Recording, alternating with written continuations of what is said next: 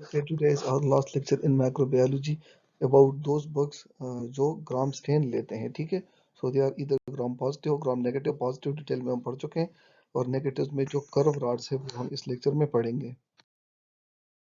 Once again the same old slide कि जिन जो पिंक है वो नेगेटिव होंगे क्योंकि नेगेटिव में भी एन है और पिंक में भी एन है, और इसलिए जो वायलेट कलर के हैं वो हमारे साथ ग्राम पॉजिटिव होंगे। अच्छा, ग्राम नेगेटिव रॉड्स में हमारे साथ सिंपल रॉड्स हैं और कर्व रॉड्स हैं। Simple rod once again on the base of lactose fermentation either on MacConkey medium और EMB। एगार हमारे साथ अगर कलरफुल कॉलोनी देते हो तो लैक्टोज फर्मेंटर है, और अगर कलरलेस कॉलोनी देते हो तो लैक्टोज नॉन फर्मेंटर है, ठीक है। Now let's come to the curved rods. तो ये सारे हमारे साथ ऑक्सीडेज पॉजिटिव हैं, और अगर आप लोगों को याद हो तो इस अदर ग्रुप में हमारे साथ सिर्फ सल्मोनेला जो है वो है ऑक्सीडेज पॉजिटिव, ठीक है। अच्छा, इन सारे बग्स में पहले हम पढ़ेंगे विब्रियो कॉलेरा, दूसरा है एच फाइलोरी, एंड तीसरा है कैम्पेलोबैक्टर जेजुनाई। Now let's come to the oxidase positive curve rods, and the first one is Vibrio cholera. Vibrio cholera की फीचर्स जो है हमें पहले से पता है कि ग्राम नेगेटिव बग है, और ग्राम नेगेटिव में भी ये कर्व रॉड है, सही। फ्लैजिलेटेड है, ये सारे फ्लैजिलेटेड ही होंगे, and grows in alkaline media. ये बात बहुत ज़्यादा इंपॉर्टेंट है, आप याद रखें। इसलिए स्टमक को बाईपास करने के लिए इसका एक बहुत बड़ा अमाउंट चाहिए होता है। नंबर फर्स्ट और नंबर टू, स्टमक एसिडिटी आपको कम होनी चाहिए in order to get infected with Vibrio cholerae. और इसका जो एक इंपॉर्टेंट वायलेंस फैक्टर है दैट इज एंटीरोटॉक्सिन, और ये एंटीरोटॉक्सिन का मैकेनिज्म हमने पढ़ा था कि ये through cyclic AMP mediated mechanism action करता है।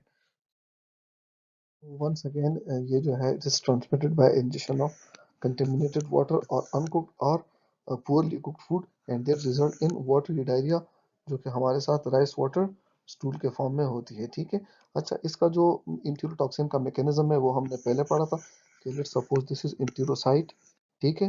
ये इसका एपिकल सरफेस है, ये इसका बेजल या बेजोलेटरल सरफेस है, और यहाँ पे हमारे साथ एक CFTR ट्रांसपोर्टर होता है, जैसे क्लोराइड निकलता है, ठीक है। और ये वही CFTR है जो सिस्टिक फाइब्रोसिस में इन्वॉल्व होता है, और यहाँ पे हमारे साथ एडिनाइल साइक्लेज एंजाइम है। तो क्या होता है कि ये इंटीरोटॉक्सिन इस पे एक्ट करता है, और ये जो एडिनाइल साइक्लेज है ये ATP को कन्वर्ट कर देता है साइक्लिक AMP में, और साइक्लिक AMP फिर इस CFTR रिसेप्टर को एक्टिवेट करता है, and that is by secreting chloride into the lumen of the gut. along with the chloride there is increased the secretion of sodium and water, and that is why it results in a water diarrhea with a large amount of the electrolyte loss, ठीक है। And that is why it is one among the deadliest diarrhea that result in dehydration and ultimately death of the patient. So the second important bug is Campylobacter jejuni. Once again oxidase positive bug में तो gram negative है, curve rod है, oxidase positive है।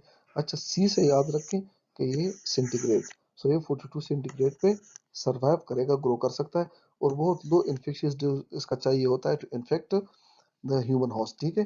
दूसरा है कि यह है invasion of the M cell. तो इसका मतलब यह है कि ये अगर इन्वेजन करेगा so it may cause bloody diarrhoea, and it is one among the major cause of bloody diarrhoea, ठीक है। सो गैस्ट्रोएंटेराइटिस कॉज करता है, दैट इज 10 और more stools per day frankly bloody, ठीक है। और दूसरा यह है कि it may result in ascending paralysis that is called Guillain-Barré syndrome। और याद रखें कि आप एक्वायर करते हो कैम्पाइलोबैक्टर टीजुनाई when you fecal oral transmission होता है उसका, and when you consume unpasteurized milk or undercooked contaminated poultry or meat, ठीक है। थर्ड बग है इस कैटेगरी में, the last bug is H pylori. तो एच पाइलोरी के बारे में याद रखें कि ये ट्रिपल पॉजिटिव है। ट्रिपल पॉजिटिव का मतलब है कि ये ऑक्सीडेज पॉजिटिव जो हमें पहले से पता है। दूसरा ये कि इट इज कैटालेस पॉजिटिव, और कैटालेस पॉजिटिव आपको याद होगा कि ये H2O2 को कन्वर्ट करता है वाटर और ऑक्सीजन में। और तीसरा है ये यूरिएस पॉजिटिव। तो यूरिएस पॉजिटिव क्या करता है कि जो यूरिया है उसको कन्वर्ट करता है वाटर एंड एमोनिया में, ठीक है, H3 एंड एमोनिया। तो ये एमोनिया जो है ये जो गैस्ट्रिक की एसिडिटी है ये उसको अल्कलाइन कर देती है, गैस्ट्रिक एसिडिटी को कम कर देती है। That is why help this bug in surviving the gastric mucosa. और ये जब गैस्ट्रिक म्यूकोजा में सर्वाइव करता है तो वहां पे गैस्ट्रिक कॉलोनाइजेशन करता है इनिशियली और फिर इन्वेजन करता है। स्पेसिफिकली इंट्रम में ये गैस्ट्राइटिस काज करता है और पेप्टिक अल्सर डिजीज भी। तो urease produces ammonia that create an alkaline environment which helps H. pylori to survive the acidic mucosa and also for the risk factor are the peptic ulcer disease। अच्छा, इसके अलावा ये stomach जो carcinomatous condition है like gastric adenocarcinoma और MALT lymphoma, ये उसको भी काज करता है। ठीक है, so with this we come to the end of this lecture. और याद रखे कि like other two bugs it is also motile, और मोटाइल है तो इसका मतलब ये है कि ये फ्लैजिलेटेड भी है। So with this we come to the end of this lecture. It was a very short lecture about the three bugs, but very important. जो की फीचर्स है वो आप जरूर हमेशा जरूर याद रखिएगा। Thank you so much.